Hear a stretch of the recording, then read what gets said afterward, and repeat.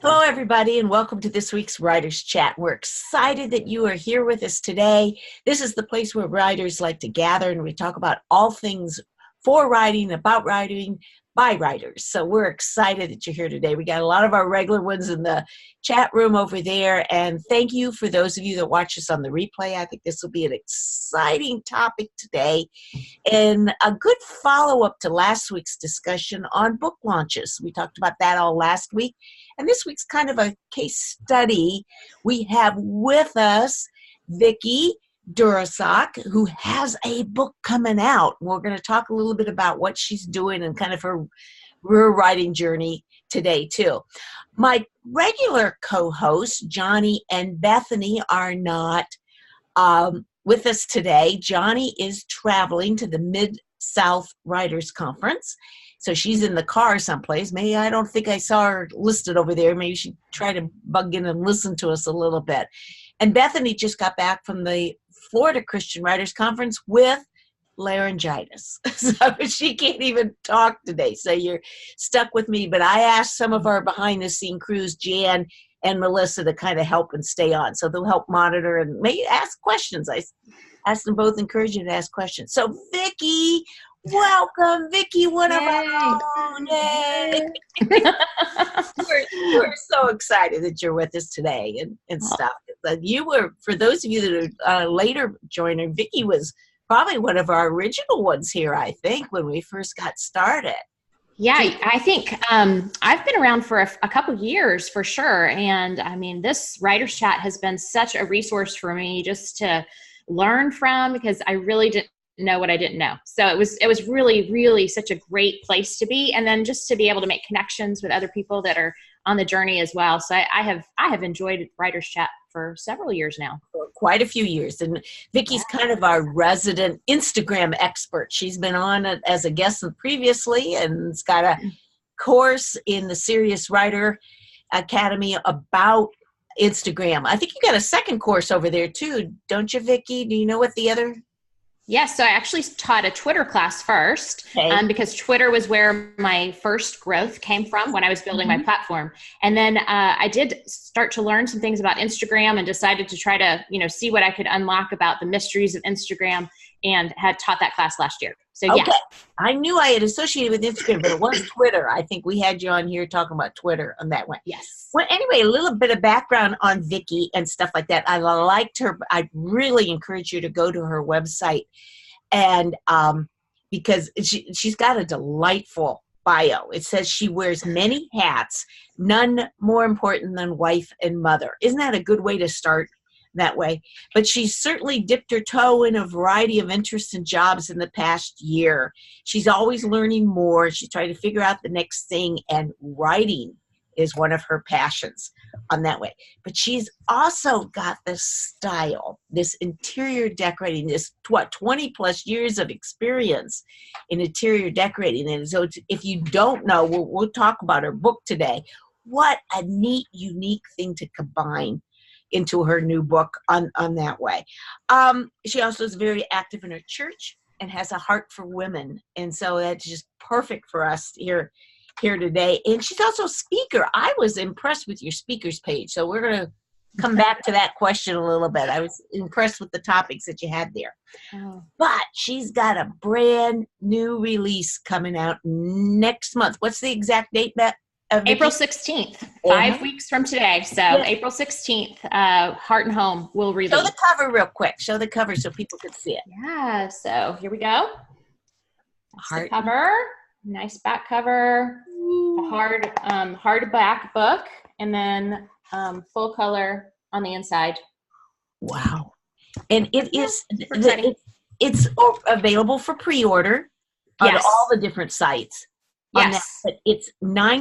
It's devotional, 90 days of scripture, application, prayer, and are you ready for this? Design tips. Isn't that unique? I just think it's such a unique, it's going to be not just a devotional for us, I think it's going to be a good gift book to give to others, isn't it? And that was really the intention behind it. When I first got started writing, one of my desires was to really get into the general market, because my desire is to really reach others with with the message of faith.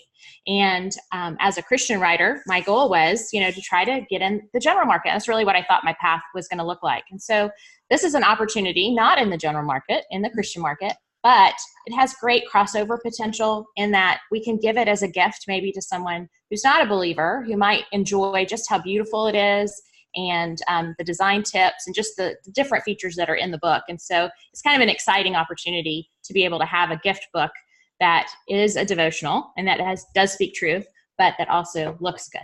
So multiple levels of that. So we'll come back to some of the marketing ideas on that in just a little bit. But Vicki, can you tell us a little bit about your writing journey on that, Sure. how you got started and your interest and all that? Yes. Actually, my writing journey is kind of short. I've always been a reader, so that's a lifelong journey. I have loved to read for many years. I'm an only child, so that was one of the things I had lots of time to do in between practicing the piano and reading and doing my schoolwork. That was my days, growing up. And so I am ambitious, and so I would read a lot. Just my favorite thing to do, escape into some mysteries and just read a variety of things. So I still enjoy reading. I just don't have as much time as I used to. And I always thought one day, when the kids were grown and out of the house, that I would just have this beautiful life where I would just sit down and write books for fun. And so I had this vision of what writing would look like, and it's not quite what I had envisioned at this stage, but perhaps we get there one day. I don't know. Yeah. Are you more fiction or nonfiction, or what would you say, or both? I'm a good mix of both. And I think that that's probably due to my personality. I'm very eclectic and have a wide variety of interests. And so when I tell people what it is that I do, the list just kind of gets long, and it seems silly because there's so many things that I enjoy. And I think recently I've been working on that bio and trying to write it just the right way to explain what I do. And one of the terms that I've come up with that somebody else actually uses that I think applies well is multi-passionate. Multi-passionate person. So that's something that I've kind of snatched and said, you know what, that actually describes me pretty well. But my writing journey began because I had a piano student actually look at me one day and say, you should write a book. Wow. Nice to know. And that started it, huh? I should write a book. That made the difference. That is great. You comment about what somebody else said. I learned that at a speaking workshop a long I'm sorry, time my sound ago. just went out. That's my fault. Okay. I learned at a speaking workshop a long time ago the idea that ask others how they would describe you. And a lot of times you get those exact words that you could put into a bio or a description or the back of the book, that it's a lot of times it's that easy to find, so I think your idea of the multi-passionate is great. It's great on that. How'd you get going on this book though in particular? Well, one of the things that has marked my life has always been choices to be with family. And so some of the decisions I made as far as degree choices in college and things that I pursued had to do with the fact that I knew that God had put in my heart a desire to be a wife and a mom. And I knew that the choices I made would affect, how my career would look and things like that. So being a wife, there have been a lot of opportunities to work with my husband over the years. And he is in the furniture industry, and he has been since we got married. He's been on the retail side, and now he's on the wholesale side. And so we've gone to furniture markets. I've worked in the offices. I've worked with designers. I've done different jobs through the years, as we all need to from time to time in order to be able to help support the family. And so he has always been involved in the furniture industry. So this was actually my 16th book idea. Not my first. Really? Not my second, not even the first proposal I've ever done. It was actually the third proposal that I really kind of put my heart and soul into and finished. And the 16th idea really that I have on paper, and I have the paper, I don't have it with me right now, but I have a list of all the things I want to write about. And I sat last year thinking with these ideas of design and our Christian life. And the reality is that some of the design basics like form and function and flow and balance, focal point. There's certain ideas in design that I thought, boy, these are kind of the same things that we have to have in our Christian life. And wouldn't it be neat if we could somehow merge the two ideas together? And that's really kind of how it started. And it was definitely God saying, this is the next right thing for you to work on, because he just gave me a clear thought process as I was working on the proposal. And then just from there, it's just kind of snowballed quickly. Yeah. And how'd you get it? You wrote the proposal, then did you go to the writers' conference and present it? Or I think you might have an agent too, right? That might have helped you. I do. But here's the funny part about why I finished that proposal so quickly was I'd actually had an editor reach out to me on LinkedIn and say, you appear to be a writer. Could you tell me what you're working on? And so I kind of, like I said, I had 16 ideas on paper already. So I tried not to give him all 16 ideas of what I wanted to do. And I just sent back 3 or 4. And so these are the things that I'm really passionate about right now, and I'm getting ready to work on proposals for. And he actually said, when your proposals are done, have your agent send them to me. Wow. I was surprised. I never dreamed that could even happen, on LinkedIn like that.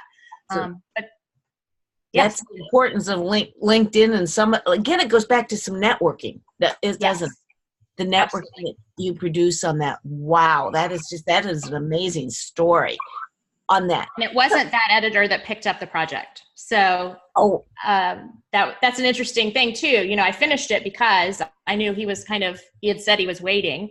So I kind of felt this urgency, to finish something and at least get it over to him. But he was not the editor that ended up picking up the project. Wow. That is an amazing story. Do you have any tips on the process of when you did it as a book proposal, something that you learned that you wish you had known earlier? So the book proposal is always one of those icky things, right? It feels like it takes forever, and you'd really just rather write the book. That would be so much easier just to go write the book.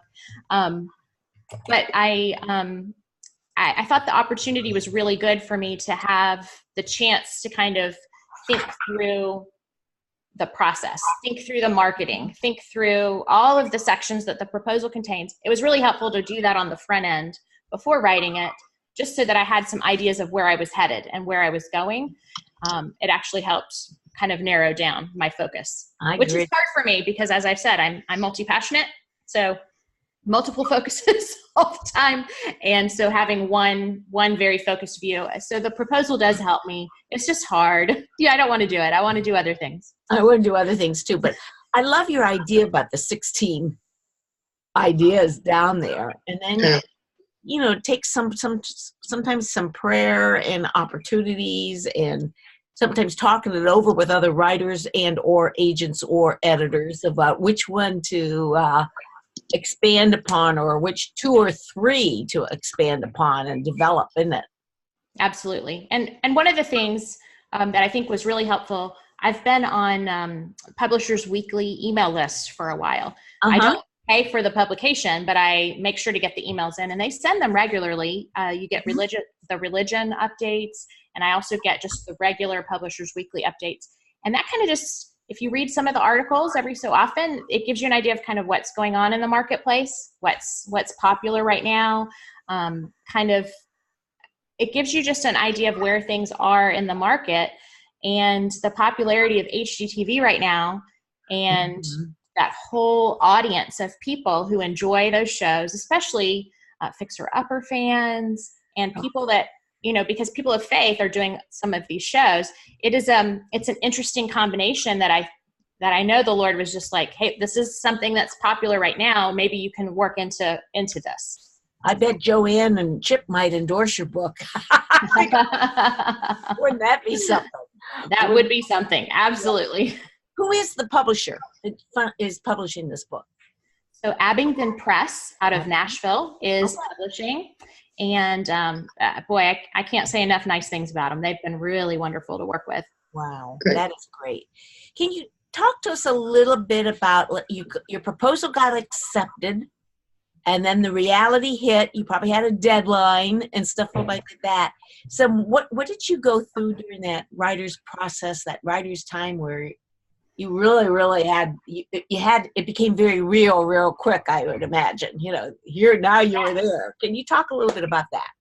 Sure. Well, I think the funniest part of the process, and it wasn't funny at the time, it was more like the waiting is the hard part, because the proposal's out there. It was actually with 2 different editors being considered for a little while.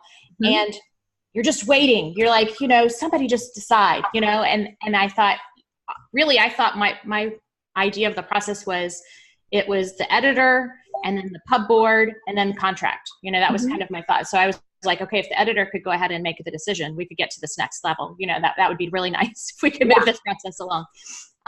But it's kind of a slow process. It took a lot longer than I thought. And one of the really fun things that happened for me is that last April, before I had the contract in hand, I was actually in Nashville with my son for a soccer tournament. And my husband had booked a hotel room for us to stay at near the soccer fields. And we drove up and pulled in the parking lot, and I looked to my left, and would you not be just shocked to know that Abingdon was right there across the street from our hotel?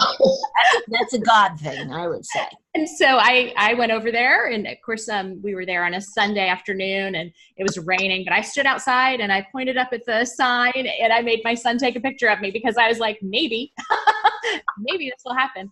And so it's just fun to look back and say, look at that picture. And that was still at time of uncertainty.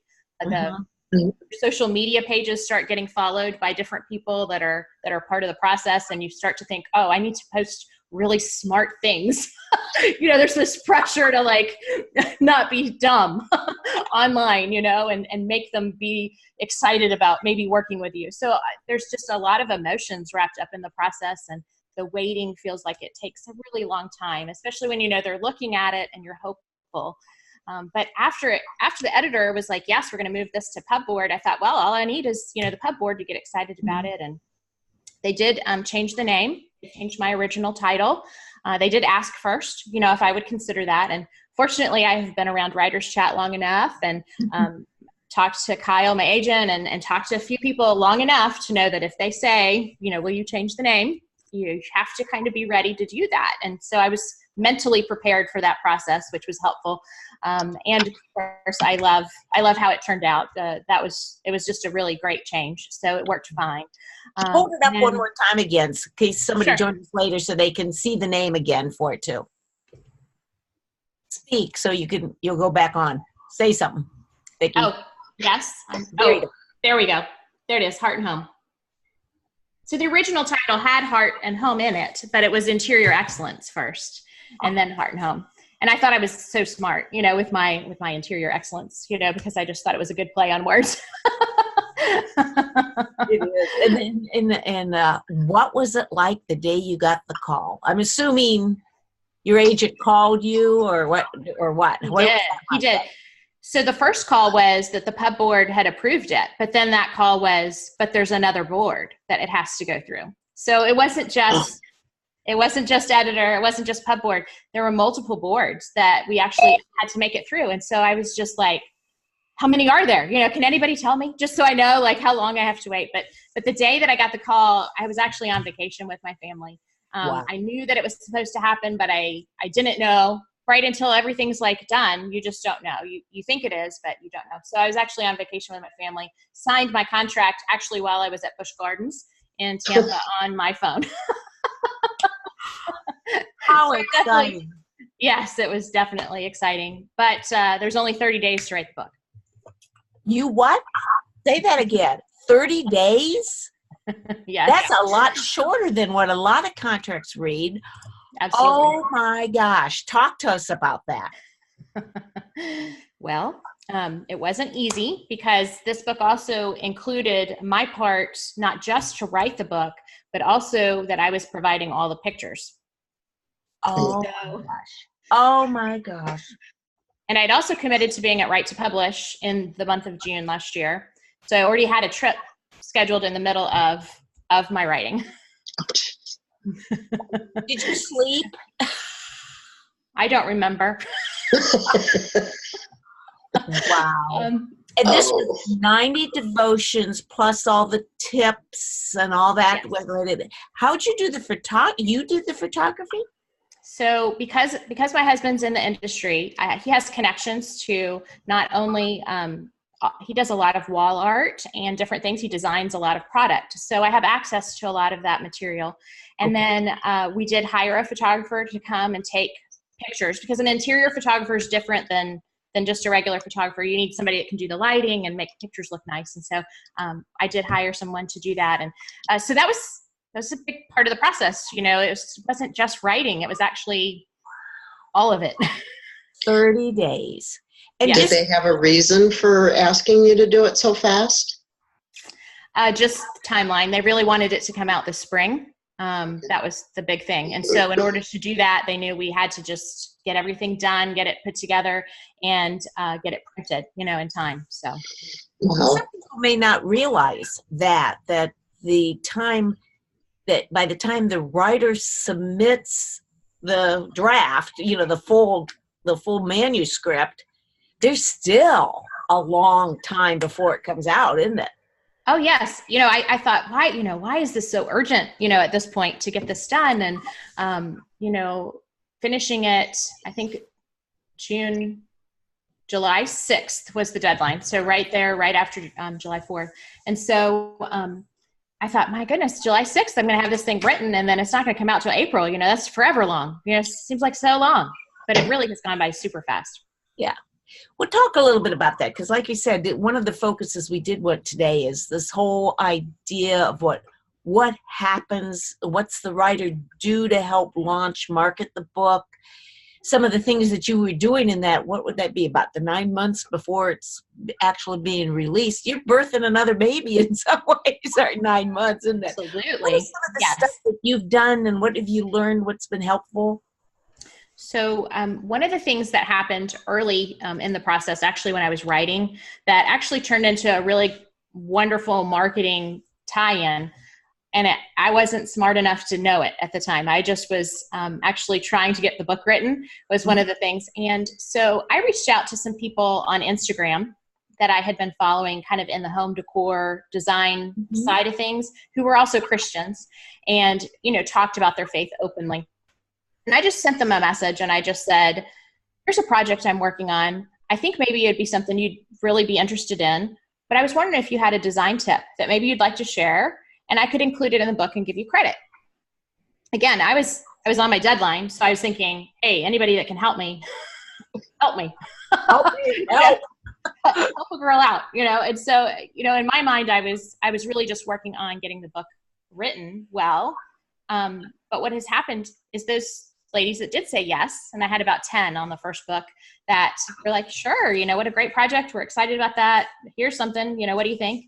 And they even contributed some pictures, by the end of it. We actually also got them to contribute pictures, but they're like great big cheerleaders for the book, because, they're going to be listed in the book as well. And their audience becomes my audience. It's a kind of a borrowed audience principle. So what has become one of the greatest parts of my marketing actually started in the middle of writing the book, and it wasn't even a planned marketing thing on my end. And that's just because I don't know what I'm doing, right? I mean, Lindsay talked a lot about that last week, and I was just like, she's so smart, she's got this all figured out. And I was just like, help. My process was not very, analytical at the time. It was just, You're making it very real for us, because I think most of us here would be the same place, kind of a bit lost and stuff like that. But that shows you that whole influencer thing. You kind of backdoored into being in the tapping in influencers, didn't you? Exactly. And so as she was talking about influencers, and I wasn't live last week, but I watched the replay and took notes, and I was like, yeah, it's exactly what I did. I kind of backdoored into this process of what they're actually telling you to do now. Of connecting with people. And I promise I probably for the 10 people that jumped in and said yes to agree to help me, I mean, probably at least 100 messages I sent that didn't get answered. So there are not a lot of people really even acknowledged it, or they just said, no, we're too busy or something. But, a lot of those messages went unanswered, and I just had to kind of keep persisting and keep looking and keep asking. And it's been fun to watch their audience grow too, because I'm a numbers girl, so I'm always analyzing, where things are and where things are going and being accountable for growth. And, their numbers were probably around 600,000 for a combined audience back then in June of last year. And now they're almost at that million. So all of them together have almost 1 million people that are on their profiles already. Wow. That is significant. So we've all been growing together, right, during this time. And now the book's going to come out, and this audience is going to be excited about what they're involved in, because they had a part in it. Yeah. Well, what else went on after, let's say, the July 6th? What else did you have to do or required to do, or things that you learned for anything from launching your book marketing? Yeah. So, yes. So there were several rounds of edits, and they were so gracious because they allowed me to have some say-so about which pictures I wanted to go with which devotionals, and if I liked the layout or if I would make some changes. They just really let me have a lot of input on that. And again, I think that that's probably a little unusual. Doesn't probably happen for most authors as they're trying to get a book out. But because of this one being very visual and just the design work, I was very involved in the process. And that was fun. But it was also a big thing because I also, during this time, was told that they wanted to go ahead and move forward with a contract for the Christmas book. Oh, wow. Wow. So tell us real quick about that so we can get that talked about. Sure. Heart and Home for Christmas, Celebrating Joy in Your Living Space, will come out in September. And that was written as well last year with a deadline of January 1st. Wow. So they really they were back to back, but they were almost stacked on top of each other, weren't they? Yes. So I'm asking for endorsers for the first book while I'm trying to write a second book. So there was a lot of split focus things that were happening. I'd get edits in, but I'd also be trying to write something new. And so, I have pictures planned this day, but I still needed to get this done. So there was a lot of things that I felt like overlapped along the way. And, but it's all working out. There were days that, I had to limit myself, which, Jean, I was really thankful for some advice you gave years ago when we talked a lot about calendars and scheduling. And, I'm a big thing on schedules and calendars and having my list of things to do. And I think at one point you said, what's the one thing, that I need to get accomplished today? And I think I laughed, because I'm pretty sure I did, because I thought, what's the one thing I'm going to get done today? I got like 40, and I would say, well, if I could pick 3 things that I'm going to get done today, I'll feel happy. But in those moments, and you are writing and you are marketing and you are doing this, it really did come down to deciding what is the one thing that I really have to focus on today. That's a good book, by the way. Yeah, it's a good book to read when you, and we do get overwhelmed because we're into, well, you even used the word multi-passion at the beginning. A lot of us we have a lot of moving parts. Yes. And it's very hard to keep moving forward if we're not focused on something each day. Sure. Yes, I agree. Wow. So as far as marketing goes, I continued to try to connect with my people that contributed. They're my people now. And they really are. Some of them have just become really sweet friends. They'll check in every so often, or they'll send me a message and just say, I'm so proud of you, and it's really exciting I've never met them in real life. And the only communication we've had is on Instagram, which is a social media platform. And, there's so many negatives over there, but this has really just become this group of people that are championing this work. And they've become sweet friends. And so, talking with them, we're planning some special gifts for them as part of the book launch. So I'm working on some packaging that's going to go out with that. One of the fun things for marketing to do is to come up with some ideas maybe to go along with the book. And because, the girls have a coffee company, it's been fun to taste test samples of coffee to come up with our own Heart and Home blend. Wow. So there will be a coffee blend that's just for Heart and Home. So that's part of a marketing plan there. And so we'll have some coffee mugs and some other things, products to go along with it. And then as far as working with the team that's marketing, a lot of what they're doing is with their reps that are going out and working with stores. And so they're doing more kind of print things on their end, sales materials, print things that they're doing with their reps. And they're just kind of telling me to kind of keep doing what I'm doing. So Instagram things, all the things that I'm kind of already doing, they're just saying, just keep doing. Wow. It's been an interesting thing. I kind of thought they would take over and kind of give me a list of assignments and things to do, and kind of like, just do what you're doing. Wow. Do what you do. So. Do what you do. So what are you doing social media wise for that? So on my main Instagram, I have been posting frequently. I'll share some of the contributors' pictures. I'll share some of the pictures that we took, the photographer took, that are being used in the book. I'll share maybe some quotes from the book or verses that I used from the book and the particular design concept. And then I did start a separate Instagram for Heart and Home Devos. And so that will house just very specific information over there. Do you have like a schedule that you try to do something daily or twice a day or once a week or whatever? What do you follow for Instagram? So my main account, the goal is twice a day. The other accounts, I run 5. So the other accounts are more inconsistent, and that's one of the worst things they can be, is inconsistent. But I'm just at that time where I'm trying again to, what is the main thing? What have I got to do today? But ideally, daily would be helpful. And if not, then maybe 3 times a week. And you're still Twittering, I'm thinking? Yes, but again, not as much. I think that's the interesting part of the process is, for me, I've had to focus kind of almost one thing at a time.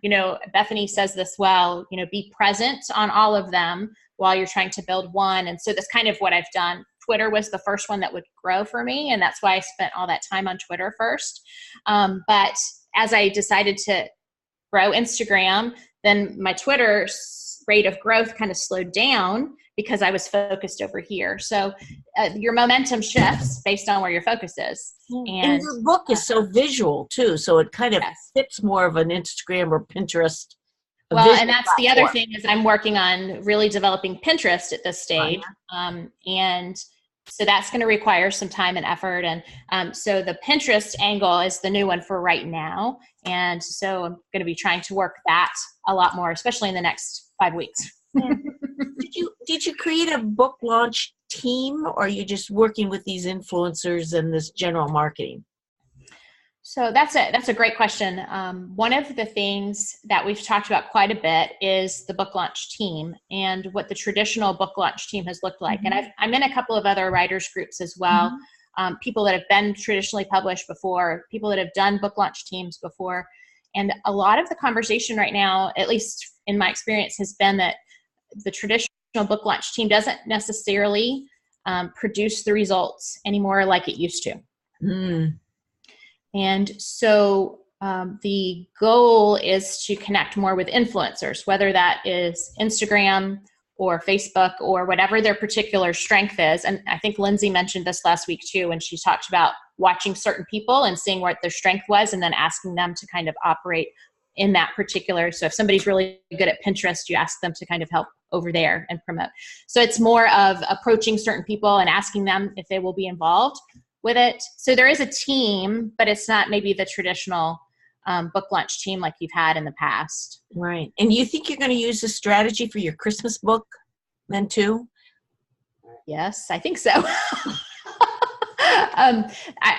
It's hard to kind of know what's going to work, right? Until you have tried things. And so I'm kind of in that whole trial and error right now. In the Christmas book, a lot of the same people that contributed to the first book contributed to the second book, but I added about 5 or 6 more people that joined as well. So that contributorship kind of got bigger, and so the audience got bigger. But it's neat because the second set of people that weren't in the first book are excited also about the first book.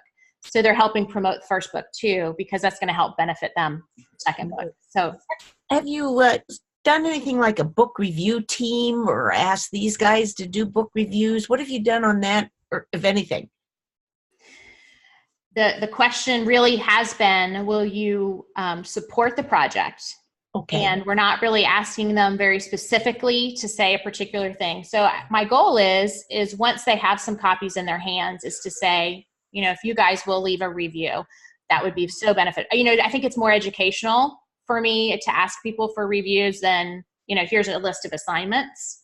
And so I think I'm going to really try to, and even on my email list, going to send out an email and just say, hey, here's how reviews work. And this would be really helpful if you guys do order a book and you get one in, would you take the time to just go and hop on and do a review? Because that would be a massive help, for me. So I think that my perspective on that book review team is just to say, hey, here's how it happens, and here's what would be helpful. And if you could do that, it'd be awesome.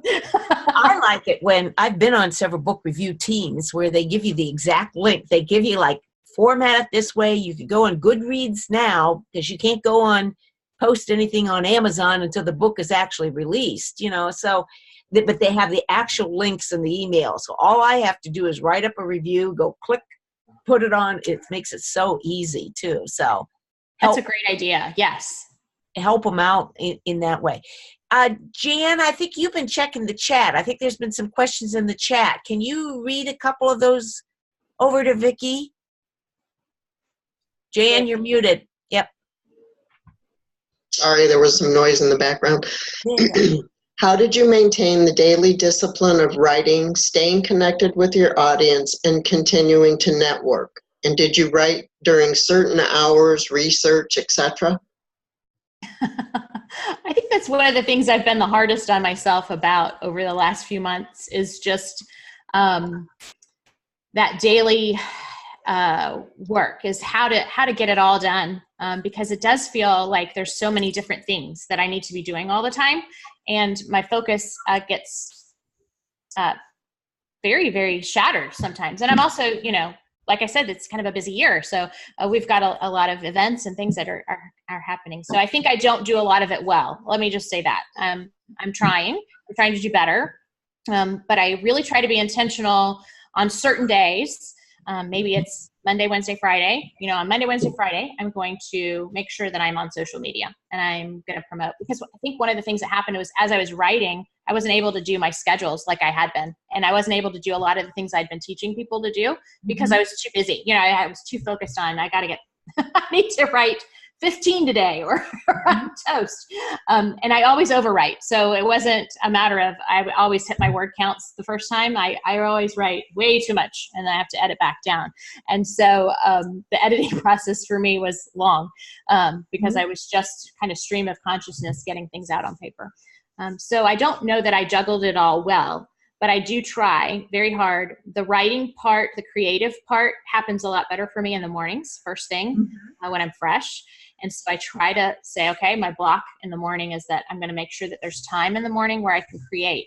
But the thing is that the creating part of writing is also the same creative part of what you're posting content-wise, whether it's a blog post or social media, that's all creative stuff too. And I find that takes sometimes my creative energy away from writing because I'm trying to create this thing over here. And so there's only so much creative energy that I have in my mind. And so I have to just say, okay, today is content day. I'm just going to make images. I'm just going to come up with different quotes maybe that I can pull, just different things, so that maybe I don't get any writing done today. But that all really kind of had to happen after the actual writing of the book was done. When the writing of the book had to happen, I just really had to stay laser focused.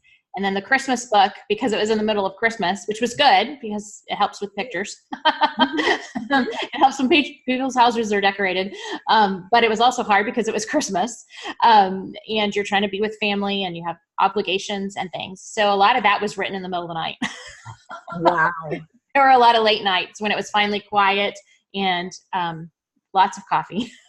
Well, lots of caffeine. An interesting observation there, with this second book that you wrote it during the season that you were writing about. And sometimes we think, let's say if we were writing something that would be Easter related, we're writing it in June and July. We might be good to schedule that to write during the Easter season or write during Lent or wherever as you prepare yourself towards Easter, because you're in that season a little bit more. That's an interesting way to think of how we might approach some of our multiple ideas that we want to write. Absolutely. I mean, there's inspiration everywhere, right? When you're in the middle of that season. So the music all kind of ties in, and the things that we're doing with our families all kind of tie in to that particular season if you're writing seasonally. And so it was helpful, but it was also hard. I bet, because like you said, it's such a busy, busy time and stuff like that. I haven't monitored the chat, Jan, so I'm going to jump back to you again. Do you have a signed contract or agreement with the people that you collaborated with? Actually, it was very informal because, like I said, I just kind of sent them a message on Instagram. If they sent me a message back and said, sure, tell me more or something, I'd get their email address and make sure that I emailed exactly what I was looking for, exactly, what I was going to say. And if they agreed and sent me information, I saved all those emails. And those emails are what we're using as our confirmation. And then the other agreements I do have in writing, whether that was from things that my husband had worked on and that I needed. So I do have some that are actually signed. They're not necessarily contracts, but the email communication has all been saved as that goes. So that's a good question. That's a great question. Can you share information on how you review a book? I think when we were talking about book review teams, and you talked about you might give them some guidance on what you were looking for in a book review. I bet that's kind of what you might want. Yeah. Good deal. Thank you. It's just like, I don't know. How do I do I read it. No, I would I think that exactly what Jean said is actually perfect, because I am actually constructing those emails right now as far as what my templates are going to look like. And I think that's probably another part of the process that I'm really trying to get used to, is preparing a lot of material ahead of time before I need it, so that in the midst of, oh yeah, you're supposed to send this email out about this, I'm not like scrambling to get something done. I have a template kind of prepared. So that's, I think what Jean mentioned is having the links easily for people to click to go right to the next thing, telling them exactly what is involved in a book review, and, letting them know it's okay to be honest, if it wasn't like everything they thought it was going to be or whatever, just to go ahead and leave an honest review, because that's what we want in the end of the day. I'm not trying to bribe them, in order to say something they don't really mean. So I think just that educational side of things, just writing out my heart, and then giving them easy links to be able to go and do it, so that it's a quick, because I don't know, like me, if I get an email, if I have a quick way to get something done, I'm more likely to do it than if you ask me to go look it up and go do it. So I think exactly what Jean said is providing the links to the different places and just asking. I think you just have to ask, and it's kind of against my nature to ask people for stuff. So that's why endorsements were kind of hard. And even asking for contributors was a little hard, because I was like, who nobody knows who I am. They're not going to want to like contribute. So the people that were like, yes, I was like, yes, because it's hard, sometimes to ask for help.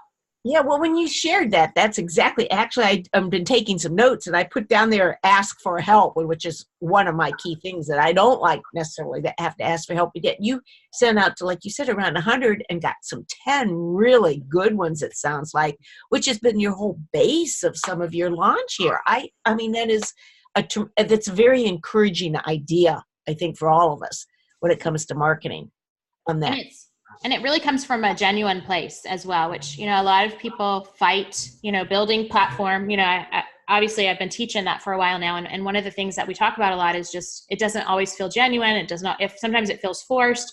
And the reality is it can be very genuine. It can just be, hey, here I am. Here's what I'm working on. I like what you're doing. And I did make sure that each person that I sent a message to, it wasn't exactly just a copy and paste. I wanted to let them know what I appreciated about what they were doing.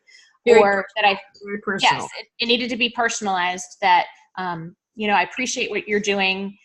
I see that you're a person that has faith, and you're strong in your faith, and you encourage women, with what you're doing with design. And that's just what I want to do, and so I tried to tie it into what I was working on. And the same thing was true with endorsements. And I think that that's why that kind of communication takes time, because you kind of need to research the people you're asking, especially if you're trying to reach somebody you don't know. And a lot of the people that I, asked for endorsements, I didn't necessarily have a personal connection to. I just sent some cold emails out there, but I had to tell them why I was emailing them. Like, I like what you're doing in this particular industry, or congratulations, you have a book coming out soon. I'm so excited for you. I'm looking forward to reading that. And here's what I'm working on. And I just love it if you'd consider, endorsing this project. But it takes time because you need to kind of know a little bit about them. It's the same thing we talk about when we talk about meeting an agent or an editor. You want to know a little bit about them before you meet so that, you're talking to the right person. It does take time, and yes, time that we don't always have. That's part of the distract and shatteredness you kind of talk about. You're trying to balance a lot of balls at the same time. Yes, and it's important time too. So like you have to say, okay, well, this is important, and this is important, and this is important. But if I'm going to make progress here, I have to take the time today to do this research, to do this. And tomorrow I'll have to go back to the other important things, so it's just a matter of dividing up your time. Did you do anything with pre-sale promotions? I'm on a book launch team right now, and she's formulating. If you order her book, it's Emily P. Freeman, by the way, if anybody talk about The Next Right Thing. Really like her writing. Yeah, The Next Right Thing. And I think it is, I'll promote her real quick. I think I love her podcast, so I think the book will be phenomenal. But she has it, if you pre-order it right now, you get access to this course, I think it is, and you got to send your little I thought it was very clever because it got her pre-sales up. I think it was the #1 in her division for pre-ordering and all that. Did you get into that at all? Try anything like that? It's another one of those things that I've kind of tossed back and forth. Jeff Goins did it not too long ago when he self-published, and he did a lot of pre-order sales. There have been other people that have done that really remarkably well. And so I had some things in mind and that kind of thing, but the marketing team kind of wasn't like, you need to do this. They weren't like, you need to set this up. And so I kind of backed off what I was thinking I was going to need to do. And instead I've kind of come up with working to build the email list specifically for Heart and Home, with doing about 10 days of giveaways. So as we get closer to book launch, I've got some items like pillows and blankets and coffee, just different things for the home that will tie in with the book, and just doing giveaways for about 10 days just to try to get people excited about the price. So it's a little different angle other than encouraging the pre-orders that way. It's really exciting to me every time I mention, hey, I've got a book for sale and it's pre-orders available. People go and they buy it. You can see the sales jump at that particular time. And so you don't want to do that all the time because people will eventually get tired of you saying, hey, my book's available for pre-order. But, when you have a book cover release, I did that with the Christmas book and I shared that. And then it was a #1 new release for Christmas on Amazon. So that happened right after I did a book cover reveal. So things are happening based on just when you're telling people about it and just being, honest about your excitement without being salesy. I know Jan shared your website earlier, or Melissa, one of the two put it in the chat on that. So we ought to say it. What is your website? Say it so it's on the recording. So my main author website is victoriaduerstock.com. And the Heart and Home also has a website, Heart and Home Devos, DEVOS.com. And that's going to be a location where you'll just be able to find everything related to Heart and Home. Right. And everybody likes giveaways. How do they get on this email list to maybe participate in this giveaway that's coming up? Absolutely. Free stuff is fun. I love free stuff. So heartandhomedevos.com has its own pop-up that will come up with the email list. So you just put in your email link there and join the list. And Melissa, just put that in right there in the chat there. Heart and Home are singular. Devos is plural. Got it. Devo for devotionals. Got it. Yes. Fun stuff. Everybody likes giveaways, so that would be fun to help support. I like your approach here. I mean, I know you're busy, but that whole book launch team overwhelms me when I think about everything that goes on. Yeah, and my original thought was to maybe have somebody run that for me, because I knew it was going to be a lot of details, and if it was going to be done well. And so I think that people that do them, they do really well, especially if they have somebody else kind of take over and help them run it. I think that that's helpful. I love the idea of doing the giveaways, and I have access and opportunity to be able to have those kind of things for giveaways. And so it's a fun way to bring excitement to the pre-order process. Oh, I think it'll work too. I think the other thing that has been helpful is to understand that, as excited as I was about pre-orders and getting everybody to April 16th, it's not just, doesn't stop on April 16th. There's more that has to happen afterwards. So I can't burn myself out getting to April 16th. I have to be ready for, the next month, the next 6 weeks, the next couple months after, and then it's gonna be time to do it again. So I need to pace myself. You need to pace yourself. And that might be something not everybody realizes. So can you give us an example of something that might occur after April 16th? Yes. So after April 16th, I've got some local book signings with some people that have some local places that are excited about carrying the book and having me come in and do some signings. And one of the things that I've learned recently is that Barnes & Noble is actually going to carry it in the store. And so that's exciting. Mm-hmm. And so I want to go in Barnes & Noble and help them, with those sales. And so I've pulled up a map of where the Barnes & Noble stores are around my area, or where I'm going to be during the months of April and May, and see if I can set up some of the signings in those places, even if it's just an hour or something, just to bring business into them to, thank you. Thank you for having a book in the store, and see if we can get people excited about the book there as well. You kind of slipped that in though, but that is a good writer's tip too. What places you are going to be, if you're traveling, let's say from Ohio to Florida, and you're going to be down there for a week, pre-plan that for what is 2 hours? You can go to the beach later. Yeah. Yes, or you could go in the morning. Yeah, go in the morning. And sign in the afternoon. Yeah, you could figure it out. One tip with doing a book signing in a store like Barnes & Noble, have them sit you by the front door, not in the area where the books are, because they may not walk by you there, but in the front door, you get a chance to say hi to everyone and possibly sell your book. Wow. Yes. Yeah. Wow. Very good. It's a great tip. Annette asked if you keep a different email list for the launch than you did like for your newsletter, or are there going to be one, as you do this pre-launch? Yes. So I am now being very diligent about my segments. I haven't always been in the past, been diligent with my segmenting and tagging. I had different lists, and they would occasionally get a message and, different things. So the target is to get everybody on one list, but send certain people certain information. So the Heart and Home people will get very targeted information about what's coming, what's releasing, what are the giveaways. They'll get the pictures of the giveaways.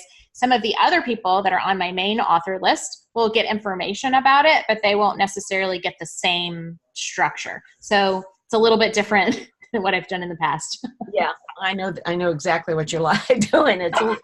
Who is your mail? Who is your provider for your email? Just curious. I'm using MailChimp.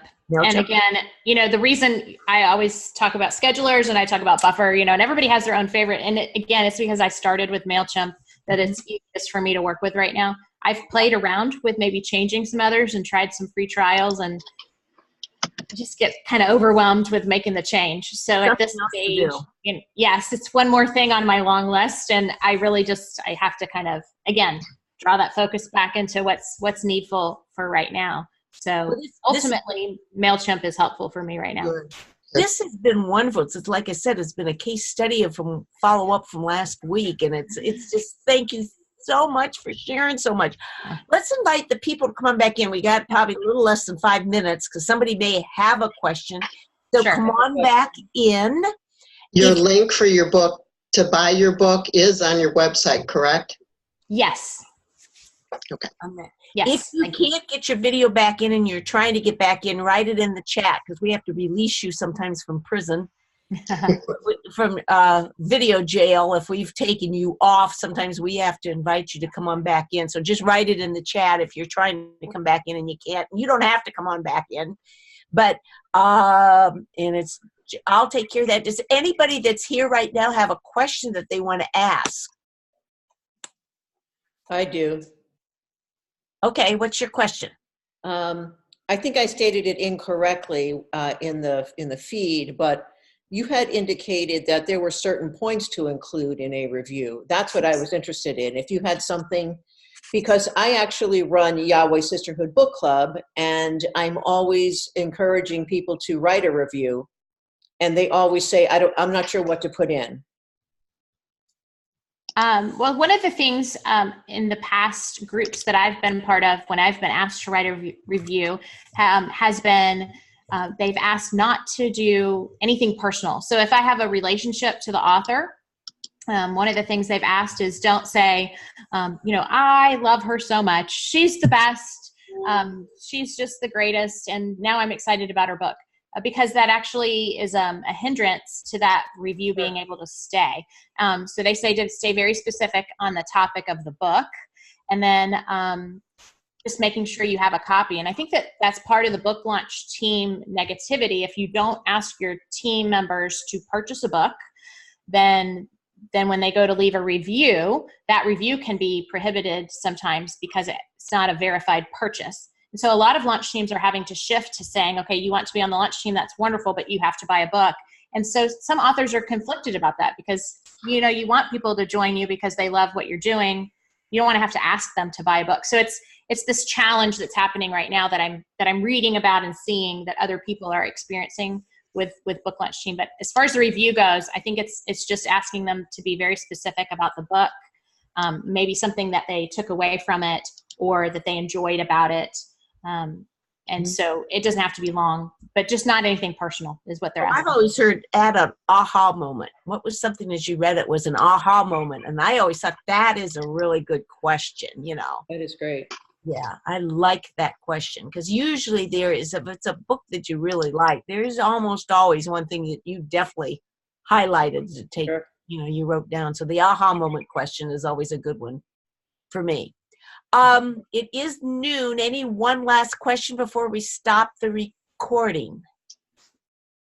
Anything else? Okay. Let me tell you while we're still recording about next week, Johnny has arranged for a freelance editor, and I'm pulling a complete blank. I had her name written down someplace, what her name is. I'm sorry. Johnny, I know how I can find out real quick. Johnny texted to me yesterday. So give me a minute while we talk. I'm going to talk real slow and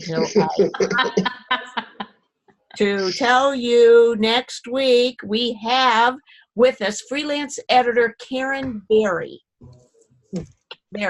And I think Johnny didn't give me the topic, but we'll probably talk about editing. It's, I would assume, when we have a freelance editor. But watch for next week for sure. We'll be joining for that. So Melissa, if you will, I will say goodbye, and then if you would stop the recording, and then everybody's invited to stay around for a few minutes for the after party. We thank everybody for being here today, either right here live. We had a whole group. I think there were 17, 18 of us for a while in the chat, and a few new faces, I think. So welcome to the Writers Chat family. And if you're watching this by replay, thank you for taking the time to watch it. And we will thank Vicki one more time. Vicki, Yes, thank this you. was great. There were very, very specific things that I think really helped. And so I enjoy it, and I look forward to both your new books. Vicki, speak again so you're on real quick. Show your book cover one more time so people can see it. Well, thank you so much. I really appreciate y'all having me, and it does feel like coming home. So I love coming back to Writers Chat because you guys have been a great family for me. No, this is great. So thank you so much.